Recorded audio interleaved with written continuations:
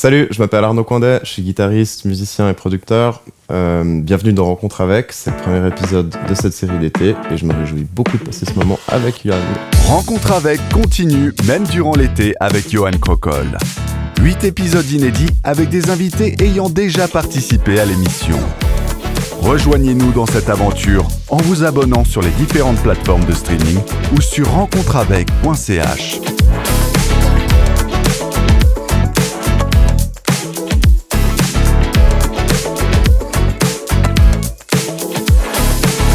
Salut Arnaud. Salut Johan. Welcome back dans Rencontre avec, ça fait merci. quoi de revenir ici? Ah bah écoute, je crois que la dernière fois c'était il y a 2 ans en arrière. 2 ans. Ouais, 2 ans en arrière déjà. 2 ans déjà. Le temps file. Voilà ce que ça me fait. Puis justement, pour vous expliquer un peu le concept, vu que tu es le premier invité qui va venir durant cette série d'été, c'est que tout au long de l'été, je vais un peu recycler les anciens invités qui sont venus. Magnifique.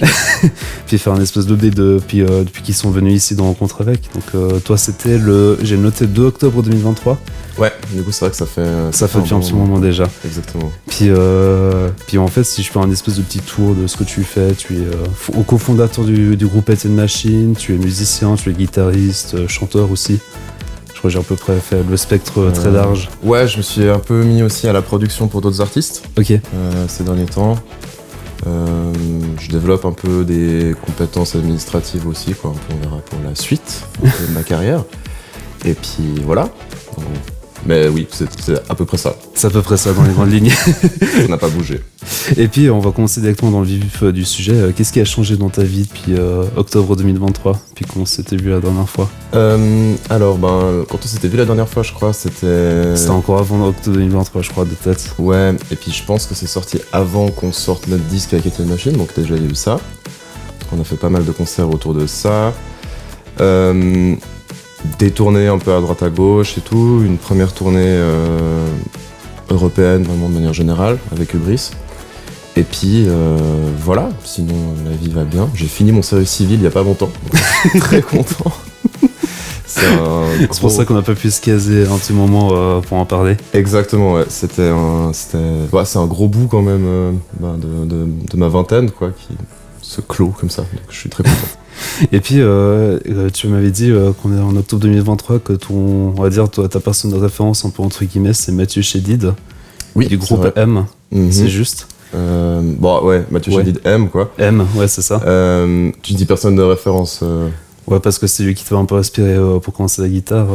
Ouais, ça va pas bouger, je pense. Vraiment, ça va bouger. En tout cas, j'ai toujours souvenir de moi de 8 ans qui le regarde et puis qui est obnubilé par ce qu'il fait.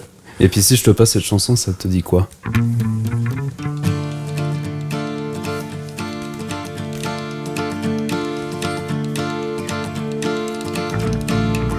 Elle sort de son lit. Oui, d'accord. La scène c'est avec Vanessa Paradis. Tout à fait, ouais. Je t'avais dit que t'étais en train de commencer à bugger en disant c'est quoi ça? Non, mais j'ai commencé à reconnaître le début. C'est pour un film d'animation, ce truc, non Un monstre à Paris, ouais. Un monstre à Paris, c'est ça, ouais. À fond. Bah, c'est pas cette chanson qui t'avait marqué. Il y a vraiment son album qui est de nous deux. Bon, c'est un peu l'album dont beaucoup de gens parlent quand ils parlent de Mathieu Chédid. Ça m'avait vraiment beaucoup marqué. Mais c'est vrai que la suite de carrière aussi, quoi. Ce qu'il fait maintenant aussi. Puis j'ai eu la chance en fait de le rencontrer en guillemets, enfin le voir de loin pour une masterclass à l'EJMA de Lausanne. Ok. Donc super intéressant. Enfin justement c'était par rapport à son travail de musicien de film, parce qu'en fait il a fait beaucoup de bandes originales. Et il y avait aussi un peu des petits moments de questions à la fin, c'était super cool. Vraiment. Là c'est lui qui chante. Tout à fait. Puis justement, est-ce qu'il y avait un morceau en particulier de Mathieu Chédid qui te marque particulièrement? La bonne étoile, je pense quand même, ouais. Allez, vas-y. La bonne étoile. Et puis du côté anglophone, est-ce que tu avais aussi un groupe qui t'avait inspiré? Parce que bien sûr. Etienne Machine, tu chantes principalement qu'en anglais aussi. Alors moi je chante sur quelques titres d'Etienne Machine. Okay. La plupart du temps, c'est sur l'album qu'on a sorti, c'est Asher Varadi qui chante. Il y a aussi La Martinez avec qui on a enregistré. Mm-hmm. Et j'ai quelques morceaux qu'on garde un peu en live où je chante en lead. Mais c'est un truc que j'essaie vraiment un petit peu de développer aussi ces temps. On peut peut-être plus un peu prendre confiance avec ça. Avec le chant. Ouais, c'est ça, avec le chant de manière générale. Et voilà. Ouais. Mais c'est vrai que j'ai pas la même tessiture du coup que Mathieu Chédid. J'ai quand même une voix un peu plus grave, même si j'aimerais beaucoup faire ce qu'il est capable de faire. Et puis on va écouter un premier morceau d'Etienne Machine qui est sorti en 2023 qui s'appelle Time and Time Again.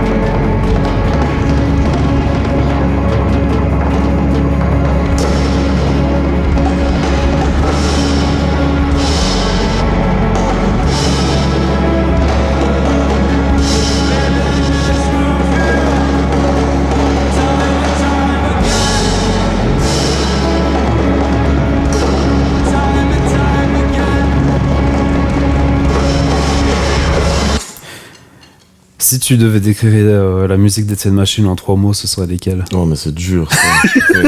Très bien, en fait.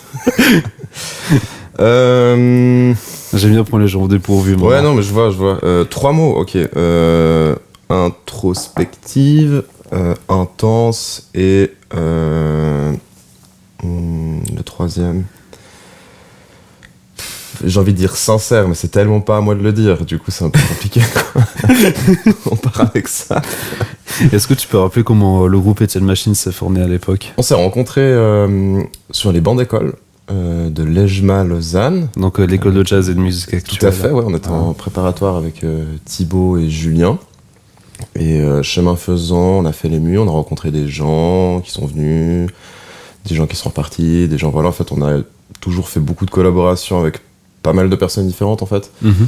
Et puis ça a toujours tourné un peu autour de ce quartier du Flon et puis de Stému en tout cas. Donc du côté de Lausanne. Du côté de Lausanne. Et puis ensuite après, c'est des gens soit de Humus Records, de notre label, qui nous ont conseillé d'autres personnes s'il fallait ou des trucs comme ça. Donc voilà, en fait, on va dire que le noyau s'est rencontré là, puis après ça s'est un peu élargi quoi. Du coup. Si tu pouvais échanger ta place avec un autre membre du groupe, ce serait qui? Ah, ce serait Thibaut, parce que j'aimerais trop savoir faire de la batterie, je pense, vraiment. Ah, c'était ton rêve depuis tout petit Non, c'est pas un rêve, mais c'est que, on va dire, j'arrive à faire semblant d'y arriver sur les autres instruments. Ok. Si je dois produire pour d'autres gens, des trucs comme ça, s'il faut faire de la basse, s'il faut faire du clavier, j'arrive à me débrouiller. Par contre, jouer de la batterie live, je peux en programmer, je peux faire un peu ce travail-là qui est plus de l'édition musicale que vraiment du jeu. Mais jouer de la batterie en tant que tel, ça c'est un truc, j'en suis encore pas trop capable quoi. Puis je crois que très basique, mais voilà, on va pas se mentir quoi. Puis je crois que je t'avais raconté cette anecdote où il y a 4-5 ans en arrière, j'étais animateur sur le web radio. Et puis j'animais une émission le samedi matin. Oui. Puis on mettait en avant des artistes suisses, comme ça je m'en mets un peu le contexte. Puis je m'en souviens quasiment qu'une semaine sur 3, en fait, on diffusait du Etienne Machine à l'époque. Ah oui, et puis tu te marrais avec le nom du groupe, je crois. Ouais, c'est ça. Puis en fait, jusqu'à là, tu dis ok, c'est cool, mais j'avais des chroniqueurs devant moi. Quand je disais Etienne Machine, mais ils disent mais pourquoi? C'est qui Puis surtout, pourquoi est-ce que tu rejoues Machine alors qu'on peut dire machin quoi? Tu vois, c'est. Ben ouais.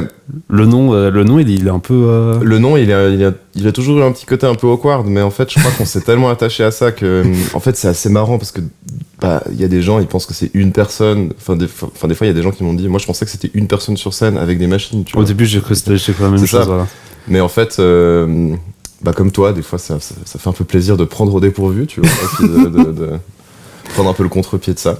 En fait, ce qu'on trouvait cool aussi, c'est que le nom à consonance anglaise, il marche aussi, en fait, quelque part. Du coup, Etienne Machin, ça marcherait pas trop. Tu vois.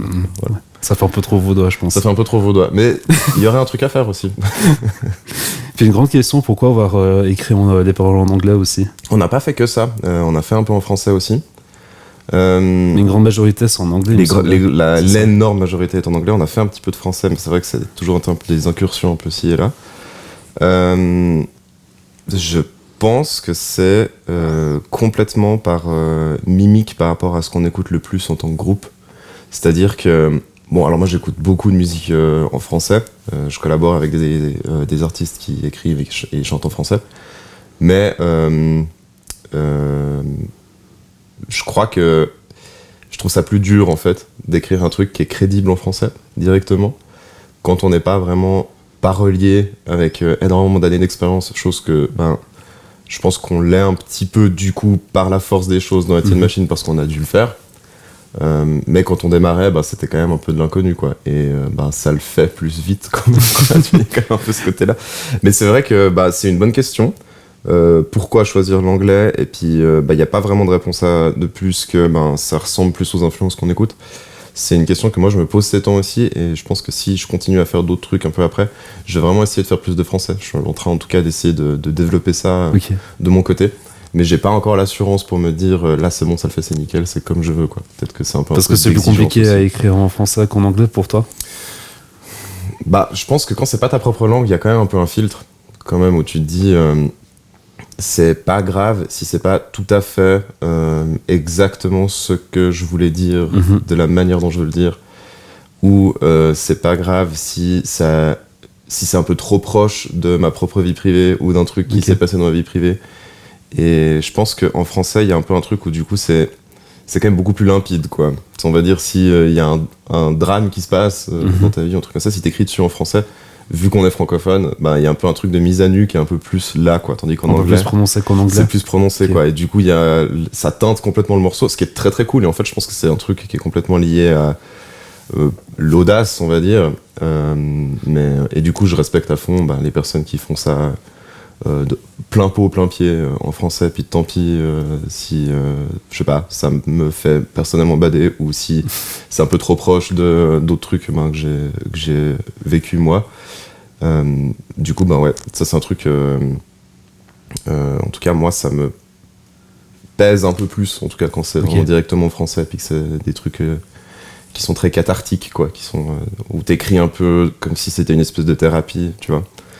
Et Ça veut pas dire qu'en anglais, du coup, c'est pas sincère, mais je pense qu'il y a quelque chose de un peu plus distant, qui est un peu sain aussi, mais du coup, qui est un petit peu moins personnel, peut-être. Ok. C'est vrai. Puis peut-être t'arriveras mieux t'exporter si tu veux faire des tournées en Europe ou Bon, à alors ça, c'est l'international. sûr que ça joue un Ah, rôle, puis qu'on est en Suisse, ok. et puis que chanter en anglais, c'est... après, il y a toujours des contre-exemples, tu vois. Enfin, Oui. t'as pas mal d'artistes francophones qui tournent très bien en Allemagne. Billy Bird, que j'adore, vraiment, qui est une super amie. Elodie, là, ces temps, elle tourne vraiment beaucoup en Allemagne, quoi. Puis c'est vrai qu'il y a ce truc, là, c'est full français, quoi. C'est vraiment... Non, c'est pas vrai. Il y a quelques morceaux en espagnol, et puis il y en avait en anglais au début de sa carrière, je crois. Mais on va dire, la globalité du truc, c'est très La grosse francophone. majorité. Et ça s'exporte bien. Enfin, elle fait des sold out en Allemagne et tout. Donc, ouais, c'est un peu toujours ce truc-là. J'ai l'impression qu'il y a un peu des règles et des trucs comme ça, mais il y a toujours quelque chose aussi pour prendre complètement le contre-pied. Et puis, en fait, ça marche quand même. Donc, voilà, je sais pas. C'est pas une réponse très claire parce que c'est un combat interne, je pense. Non, mais c'est bien, c'est ta position, puis comme ça on comprend peut-être un peu mieux ton process artistique. Je pense qu'on comprend que c'est compliqué. Voilà, c'est ça. Et puis c'était quoi le moment le plus marquant que t'as eu avec Etienne Machine? Bon, il y en a eu pas mal, mais je pense. Enfin, c'était vraiment le number one de tous. On va À dire la ça comme ça. sortie de l'album l'année passée, on a fait une grosse date à Antigel, à Genève, et puis c'était un moment super fort. On a ouvert pour Beach Fossil, ce qui est... Moi, c'était pas un groupe que je connaissais très bien, je connaissais un peu 2-3 tubes, mais 2-3 personnes dans le band étaient vraiment super fans. Et puis, après, le festival Antigel, moi, c'est un événement que j'adore aussi, par la pluralité des choses que le festival propose, quoi. Enfin, il y a pas longtemps, je suis allé à la piscine du Lignon, là. Enfin, je sais pas si tu vois ce que c'est des concerts vraiment dans une piscine. En fait, t'as la pataugeoire qui est vidée, Ok. mais tu peux quand même aller te baigner dans le grand bassin, quoi. Donc évidemment, fin de concert, tout le monde saute et tout, dans la piscine et tout. Enfin bref, c'est des événements un peu comme ça qui sortent un peu quand même de qu'est-ce que c'est voir un concert de manière classique, quoi. Après, c'est aussi Genève, il y a tellement de ressources, quoi. Il y a des énormes salles, enfin de ressources, je veux dire, il y a énormément de salles de concert et de lieux qui peuvent accueillir ce genre de choses. Nous, on avait fait ça du coup à l'usine à Genève, donc c'est un peu plus conventionnel. Mais quand même, ça a été quand même une soirée assez marquante pour nous, quoi. Je pense, il y a un truc un peu... ça fait partie de ce genre de festival où quand tu y joues, tu dis ok, cool, ça c'est fait, maintenant on peut passer à la suite. Et puis voilà. Puis si on prend toutes les productions d'Etienne Machine, est-ce que t'en as vraiment un où t'es absolument fier de l'avoir fait? Personnellement, on va dire ça comme ça. Toutes, bon, c'est hyper bateau, toutes. Après, indéniablement, il y en a quelques-unes qui passent le test des années, mais que ça fait 4-5 ans, peut-être même un peu plus, qu'on sort des trucs. Il y en a qu'on continue à jouer en live, donc de toute façon, là tu vois aussi qu'il y a un truc où... C'est pas une question de fierté, c'est juste une question de plaisir à la rejouer, tu vois. C'est un petit peu différent, je pense. Et puis, du coup, il y a aussi la réception du public. Je pense les gens qui parlent de certains morceaux qui sont des premiers EP ou des trucs, et puis... et un peu moins, parfois, de morceaux qui sont plus récents, mais la préférée... comme tu dis, là on est en juillet, mais le premier single de ce nouvel EP qu'on a sorti, là celui-là il me parle vraiment beaucoup, quoi. Celui que je t'ai envoyé. Qu'on va écouter à la fin du podcast. Ouais, à fond. Celui-là, il y a vraiment un truc où je pense qu'on a trouvé aussi un peu une direction artistique un petit peu différente aussi avec la voix, qui match très bien avec les influences qu'on a un peu ensemble ces temps, quoi. Et puis justement, c'était quoi le retour du public quand ils ont écouté les chansons, enfin des productions d'Etienne Machine? Tu dis de manière vraiment générale, globale? Générale, globale, ouais. Ça dépend où, je pense. Il y a de toute façon des endroits où quand tu joues, c'est plus adapté qu'un autre. On n'est pas tombé sur des trucs particulièrement hostiles à ce qu'on faisait, comme ça peut... Enfin, les fameux exemples de je savais pas que c'était un concert d'animation, mais en fait, c'est un groupe de métal, et puis ça marche pas, tu vois. Enfin, ce genre de truc qui peut arriver. Non, on a eu pas mal de bol avec ça. On est tombé dans des trucs des fois qui étaient un petit peu plus roots que d'autres, mais généralement ça, quand même, il y avait toujours des gens pour qui ça se passait bien, quoi. Donc voilà. Et puis on va écouter un deuxième titre qui s'appelle Ferocious People.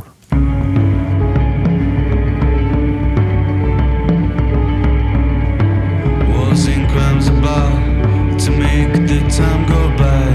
Wars and the shot to feed our life supply.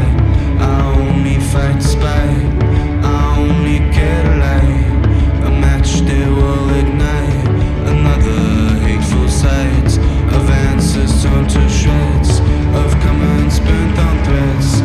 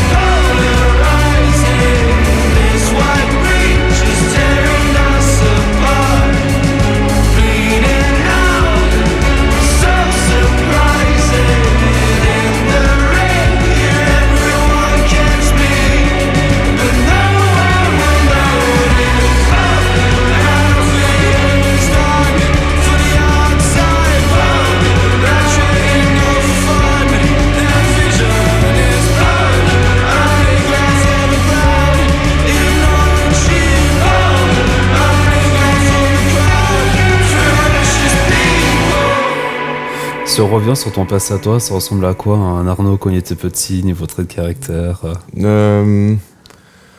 Ouais, des fois j'étais un peu dans ma tête. Enfin, j'étais assez rêveur. J'avais un ami imaginaire quand j'étais petit. Bon, ça arrive à pas mal de gens, il paraît. Oui.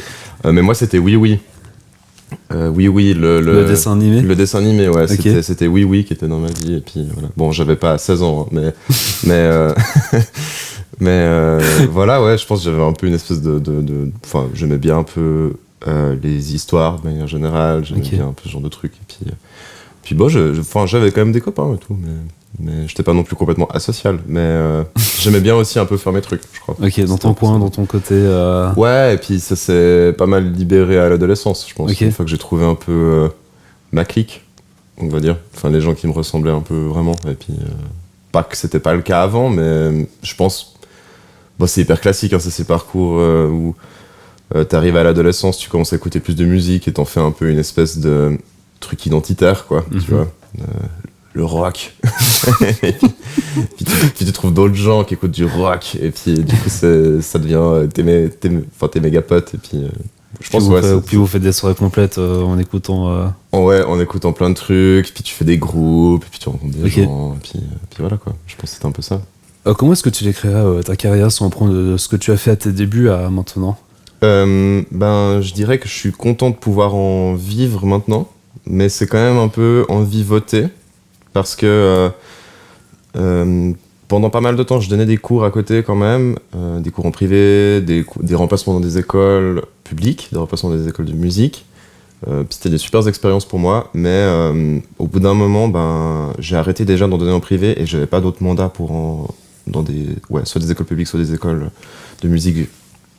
Ouais, enfin, surtout l'EJMA, on va dire. C'est quand même plutôt là que j'ai remplacé. Ok. Je me suis rendu compte que j'arrivais quand même à tourner financièrement avec les concerts, le studio, la production pour d'autres gens. Après, c'est quand même un peu toujours assez incertain, quoi. T'as pas de sécurité si jamais il y a des annulations qui se passent pour X raisons. Ouais. C'est quand même, enfin, t'as vite un peu des manques à gagner qui s'accumulent, alors que tu pensais que pendant 9 mois j'ai pas besoin de trouver d'autres mandats parce qu'en fait il y a tout qui est prévu. En fait, c'est jamais vraiment locké, quoi. C'est un peu parce que des fois tu peux avoir des annulations pour la dernière minute. C'est ça, ça arrive, mais aussi des fois c'est des trucs plus gros, c'est des résidences, c'est des tournées qui s'annulent pour X raisons, par manque de fonds, par manque de soutien, des instances qui donnent des subventions, parce que c'est des gens qui doivent faire des choix, donc au final c'est jamais sûr que tu aies tout ce que tu demandes. Vraiment traités comme des indépendants purs et durs, et puis si t'as un mandat qui tombe, t'as un mandat qui tombe, et puis c'est pas encore un milieu. Puis ça fait un trou à la fin du mois, en fait. C'est ça, quoi. Et puis c'est pas non plus un milieu en fait où c'est encore hyper démocratisé de faire des contrats tout le temps pour tout et faire des clauses d'annulation, faire des choses comme ça. Donc ça fait que, en tout cas, vivre que de ça sans avoir un taf à côté, même un 20-30%, un truc comme ça, juste pour assurer, je sais pas, le loyer ou les dépenses premières, c'est assez chaud, quoi. T'es vite un peu le bec dans l'eau. Et après, il y a un peu cette espèce de confiance qu'il faut un peu placer. J'imagine quand t'es indépendant, c'est un peu la foi des indépendants, moi j'appelle ça. Tu dis, dans 6 mois, je sais pas, mais je vais trouver. Et puis là, ça fait des années que ça se passe un peu comme ça quand même, donc ça va. Donc je suis content. J'estime que je suis privilégié puis que j'ai eu de la chance dans les mandats sur lesquels je suis tombé. Après, je pense que c'est pas non plus hyper confortable et pas non plus hyper sécuritaire, mais de manière vraiment générale pour les acteurs culturels et les actrices culturelles. C'est toujours... Il y a encore un petit peu un combat à mener, quoi. Et puis, c'était quoi la meilleure excuse que tu as donnée pour pas assister à une répétition? Je suis fier de mes questions cette fois. Je t'ai inspiré pour cette saison en plus. J'ai une vanne, je vais pas dire qui c'est, et je vais pas dire de quel projet ça vient, mais j'ai une vanne où quelqu'un a répondu « J'ai pas d'autre meilleure excuse que l'amour ». Il se passait des choses dans sa vie, et puis donc c'est pas moi, mais ta question me fait penser à ça. Parce que c'était vraiment assez drôle. C'était pas très grave non plus, mais c'était juste la manière de le formuler, était vraiment marrante, quoi.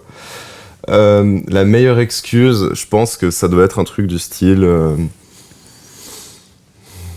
non pas que ça m'arrive hyper souvent, quand même, mais je sais pas, genre, oups, j'ai raté le train, puis du coup j'ai 1h30 de retard à 2h, alors qu'en fait, ben non quoi. Enfin, tu vois. C'est quand t'as le plus la flemme d'y aller ou.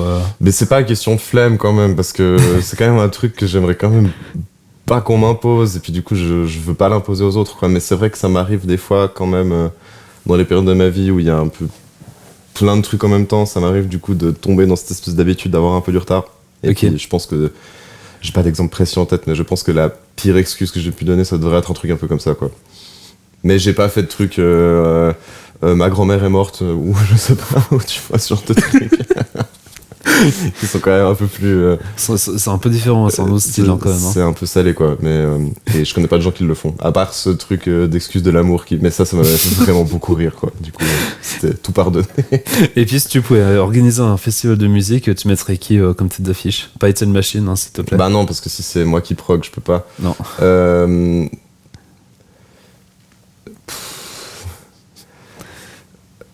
Bah plein de trucs. C'est quoi le budget? C'est budget illimité? Budget limité, on va Budget dire ça. illimité. Ouais, c'est ça. Ouais. Est-ce que je peux ressusciter des gens ou pas? Alors, on va dire que oui. Alors David Bowie, Ok. ouais, parce que je l'ai jamais vu et puis j'aurais vraiment adoré le voir, quoi. Je suis trop fan. Et puis bah quoi, enfin, les groupes que j'écoute un peu tout le temps, quoi. Enfin, LCD Sound System. Peut-être je ferais venir Mathieu Chédid aussi, ouais. Bah, du coup, ça ferait une espèce de millefeuille un peu bizarre, sucré salé, quoi. Enfin, un peu dans toute la prog, mais. Bah, comme c'est du goût pour tout le monde, on va dire ça comme ça. Hein? Comme ça, il y en a pour tout le monde. Il y en aura pour tout le monde, mais ça fera un peu bizarre quand même, je pense. Non, mais parce que, enfin, je sais pas, moi j'aime plein de trucs différents, quoi. Du coup, bah, s'il y a. Ouais. Je pense des gros groupes de rock comme Fontaines DC, des trucs comme ça, des trucs que j'adore maintenant, quoi. Je sais pas, un Johnny Cash ou un truc comme ça. Okay, un truc, si je peux revive des gens, autant en profiter. Ouais, voilà. J'ai mis des noms complètement au bol, mais. C'est bien comme ça, on a une petite idée de ce qui te plaît le plus, on va dire ça comme ça. Ouais. Je pense que c'est ça. Peut-être on pourrait faire un truc où du coup le début de journée c'est un peu plus doux et folk, et puis plus on va dans la nuit, plus c'est un peu rock, puis après ça devient un peu électronique, puis à 8h du mat ça veut plus rien dire, mais. Et puis on va écouter un autre titre qui s'appelle Transmissions.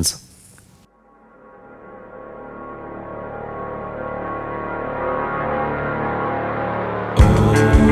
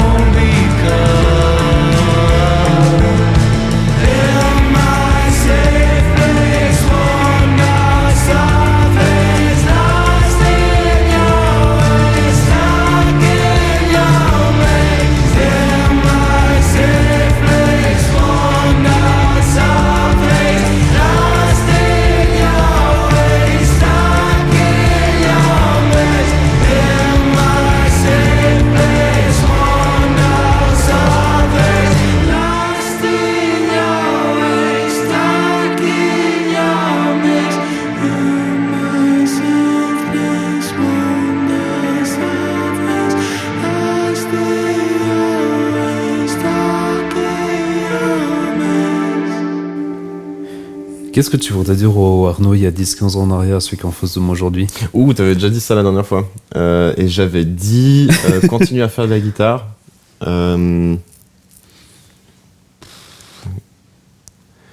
Oui. Attends, 10-15 ans, du coup, vu que du coup ça fait que j'aurais 13 ans, un truc comme ça. Ouais, 13-15 ans, je pense. ouais. Ouais, un truc comme ça.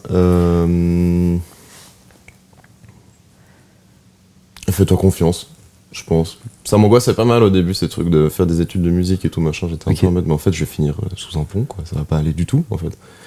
Et puis, bah, ça va pour l'instant, quoi. Pour l'instant, ça va. Pour l'instant, ça va. Après, peut-être que je reviens dans 10 ans, puis que tu me redis ça. Je repose la question dans 10 ans, puis on verra bien. Stop. Et puis, si tu devais choisir un super pouvoir pour améliorer tes performances musicales, ce serait lequel? Le pouvoir d'arrêter le temps. Ça, ce serait incroyable. Ok.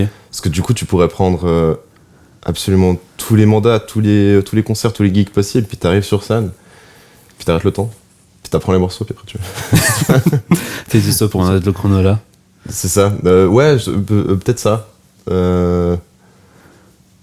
Je suis sûr qu'il y a mieux à faire, mais c'est le truc auquel j'ai pensé. C'est le premier truc qui te vient à l'esprit. Ou alors t'es The Flash, et puis du coup tu peux jouer méga vite, mais c'est... Ouais, bon, voilà quoi. C'est pas trop ton style ou bien si un peu? Je pense que si ça l'était, j'aurais plus taffé dans ce sens-là. Ok. Du coup, non, pas trop. Pas trop, non. Pas trop. Pas trop. Puis c'était quoi le touche truc pas le trop, plus trop. fou que tu as fait sur scène? Le truc le plus fou. Ouais. C'est pas la scène la plus folle. Non, c'est vraiment toi, c'est l'action que tu as faite qui était la plus folle. Parce que vu que tu en fais pas mal, c'est un peu compliqué comme question, mais je pense que ça doit être intéressant. Alors, j'ai pas fait de front flip ou de back flip. Je sais que ça doit être une réponse qui vient souvent, mais ça, j'ai pas fait parce que j'arrive pas. Enfin, j'ai pas essayé en tout cas, mais j'essaierai pas. Je pense que. Waouh. Mais je suis un peu sage en fait, peut-être. Tu es très sage. Je suis un petit peu sage. Je sais pas. Il y a un groupe dans lequel je joue en robe. Waouh. C'est complètement fou. Non. Je pense ouais, il y avait un truc où on tournait avec le théâtre de Vidi. Avec un groupe, c'était en collaboration avec l'EMU aussi. C'était un truc qui s'appelait le concours Eurovision de la chanson philosophique. Ok. Un truc un peu une espèce d'Eurovision. Où les textes étaient donnés par des philosophes du coup d'Europe, et puis ensuite après il y avait un concours avec un live band sur scène, et puis les philosophes qui venaient débattre de leurs textes et puis noter un peu, tu vois. Et un peu grosse prod Vidi, quoi. Il y a un peu des écrans, des trucs comme ça. Mm-hmm. Et puis il y avait un des morceaux, c'était l'Allemagne, où il y avait la scène, en fait t'avais tous les écrans qui venaient devant nous, donc en fait nous on jouait dans le noir parce que le band était vraiment dans une espèce de coin de la scène, tu vois. Ok. Et du coup on jouait dans le noir, donc le public ne voyait pas. Et ce moment-là, souvent j'en profitais pour faire un peu des crasses à mes comparses et tout. Et c'était quoi le truc le plus bizarre que tu as vu sur scène que toi tu as vécu? Bizarre, pas très drôle, je pense que... Enfin, bizarre, pas drôle. Ou lunaire aussi, c'est pas aussi. Ouais, mais... rentrer dans les critères. Mais du coup, c'est plutôt bizarre, lunaire, dans le sens un peu bad du truc, mais ça m'est déjà arrivé de faire des concerts où tu vois les gens au premier rang qui font des gestes un peu obscènes ou des trucs comme ça et tout, et ça, c'est vite un peu chaud, quoi. T'es vite hyper crispé, parce que, Bon, alors là, en l'occurrence, il n'y avait pas de... je pense que c'était dirigé contre nous, donc ça va. Tu vois. Enfin, voilà. Mais ouais, ça c'était pas très marrant. Un autre truc hyper cool, si je prends dans l'autre sens, si qui était un peu lunaire, c'était le chanteur des Franz Ferdinand à Paléo qui regarde le concert avec Alios depuis le côté de la scène. Mm-hmm. Et je crois, deuxième morceau, un truc comme ça, je me retourne pour demander un truc au tech, des retours. Puis en fait, je me retrouve un peu nez à nez avec lui. Enfin, nez à nez. Enfin, il était à 5 mètres, mais on s'est loqué comme ça. Et je suis évidemment trop fan des Franz Ferdinand. Et du coup, ça m'a quand même fait bugger un peu 2-3 secondes. Genre, waouh!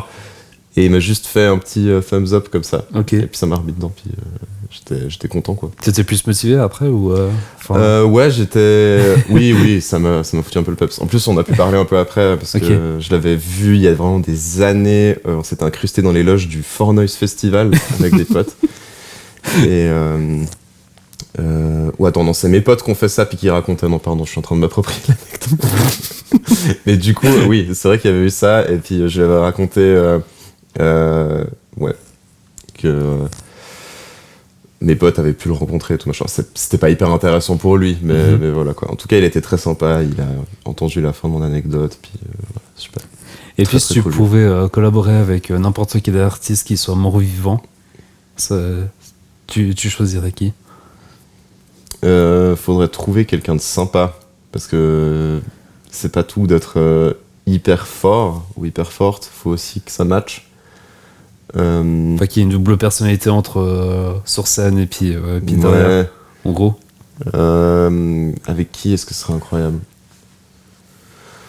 Après, c'est peut-être des périodes, je sais pas, tu vois. J'allais dire Paul McCartney, ce serait ouf, tu vois, mais peut-être qu'à la fin des Beatles, peut-être qu'il était peut-être pas très bien.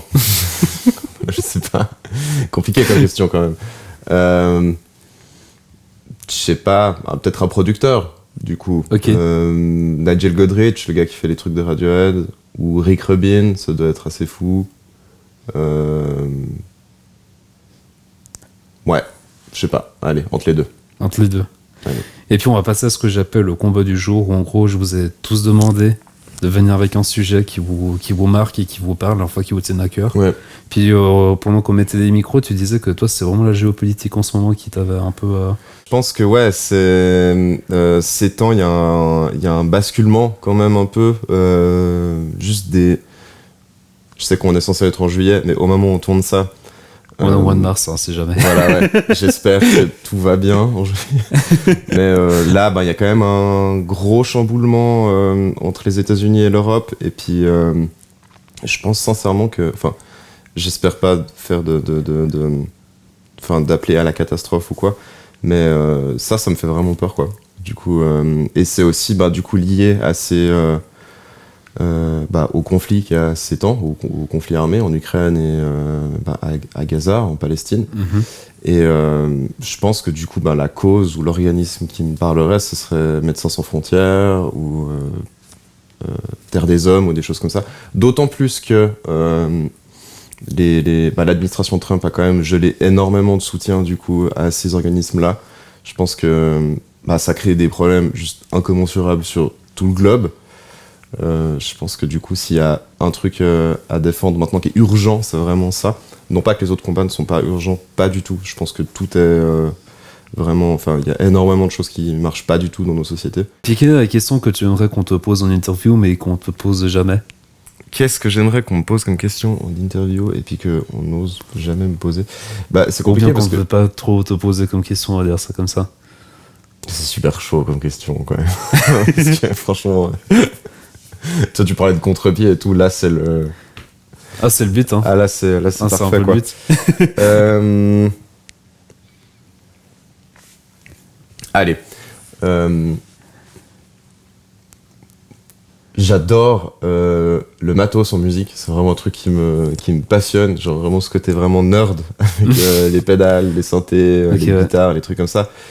Et je pense que si, une fois... je suis interviewé dans un truc un peu dans ces niches-là de geek de pédale ou geek de software, un truc comme ça. J'aimerais trop parler de ça. Peut-être, ou genre, pourquoi ce synthé-là, comment t'as fait, machin. Et le truc, c'est que c'est tellement pas...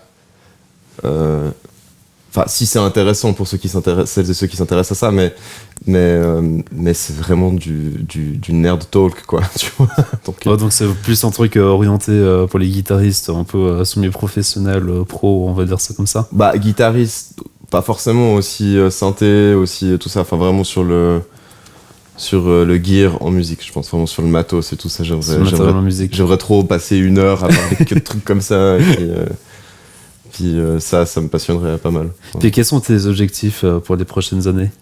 Côté musical, hein, toujours. Côté musical, continuer à flow comme ça, je pense. Là, moi, ça me plaît pas mal. Il y a des disques qui sortent un peu toutes les années. C'est pas forcément toujours des albums huge, mais même des EP qui sortent, des trucs comme ça. Continuer à faire de la scène, continuer à être dans des projets que j'aime, continuer à être collaborer avec des gens que j'aime, avec qui ça se passe bien, et puis voilà, je pense que c'est un peu ça ce vers quoi j'aimerais tendre, quoi. Je pense qu'il y a un peu un truc aussi, on en parlait avant, un peu un truc de sécurité, vraiment de sécurité financière établie, vraiment que j'aimerais bien essayer de trouver. Où tu signes quasiment un CDI à 100% avec un groupe. Ouais. Le rêve idéal, on va dire, ce serait ça, quoi. Ouais, ce serait vraiment d'être employé par quelque chose, mais ça Ouais. c'est quand même assez dur. Enfin, est-ce que ça existe en Suisse même ? Je suis pas sûr. Même ça peut être juste un truc d'appoint, ou un truc qui me parle aussi, qui me plaît aussi. Je te disais que je faisais du service civil aussi, machin. C'est cool parce que du coup ça te permet de complètement aussi voir d'autres choses qui sont Ça te dépayse totalement, en fait. complètement. Puis là du coup j'étais souvent dans des EMS, dans des services d'animation, des trucs comme ça. En vrai c'était trop cool, c'était génial. Je dis pas que je veux forcément faire ça, mais ça peut être aussi un truc un peu en dehors de ça. En dehors vraiment de faire de la musique. Ça peut s'occuper de gens qui font de la musique. Si c'est de l'administratif, ça peut être... Être producteur, par exemple, ou... Pour moi, c'est quand même encore faire de la musique, ça. Parce que du coup, tu prends quand même... Enfin, tu prends les racines, les sources de quelqu'un d'autre. C'est toi qui engage les gens, en fait, derrière, concrètement. Ah, ok, parce que tu parles de production vraiment en mode... Ouais, producteur, celui qui signe, enfin, manager producteur, on va dire. Ok, ouais. Ah, ok, parce que moi, je parlais vraiment du côté... ce que j'avais en tête, pour le coup. Parce que, ouais, c'est vrai qu'il y a un peu un double sens à ce mot-là en français. Moi, je parlais quand je disais que je faisais de la production, c'était vraiment de la production musicale et audio, tu vois, pour des artistes qui viennent, qui ont des chansons, et puis comment on fait, comment faire pour que ça devienne un morceau fini qui me parle, et tout machin. Et puis, du coup, ça, ces temps, je fais pas mal. Donc, c'est pour ça que je dis, pour moi, ça reste quand même faire de la musique. Après, ouais, effectivement, c'est vrai, peut-être de la production vraiment purement événementielle ou des trucs comme ça peut être intéressant aussi. Donc voilà, c'est un moment un peu charnière quand même, on va dire, parce que du coup, ça me plaît ce train de vie, mais au bout d'un moment, ça va faire un peu trop de stress quand même, un peu trop d'incertitudes et trop de trucs comme ça. Pour l'instant, ça va cette année, pareil, mais c'est vrai que t'es jamais vraiment serein, quoi. C'est un peu ça le truc aussi qui manque, je trouve. C'est peut-être un peu le deal, mais de faire un métier d'indépendant dans un truc que t'aimes. Mais ce truc de sécurité financière, c'est vrai que quand il est pas là pendant vraiment longtemps, t'es un peu... ça use un peu, quoi. Ouais. Et puis ça joue des tensions aussi, je pense. Ça, de toute façon, c'est sûr. Je suis convaincu que s'il y avait plus de moyens dans la culture de manière générale, il y aurait aussi... ça solutionnerait beaucoup de choses, c'est vrai. Merci beaucoup d'être venu pour le tout premier épisode de la série d'été. Avec plaisir, c'était... merci de l'invitation. Et puis avec plaisir, puis on va écouter quand même votre dernier single que vous avez sorti au mois de mars. C'est juste. C'est ça qui s'appelle Only One Last Word. C'est juste. Hein. Puis quant à moi, on se retrouve à partir de lundi prochain pour un tout nouvel épisode. Donc d'ici là, portez-vous bien.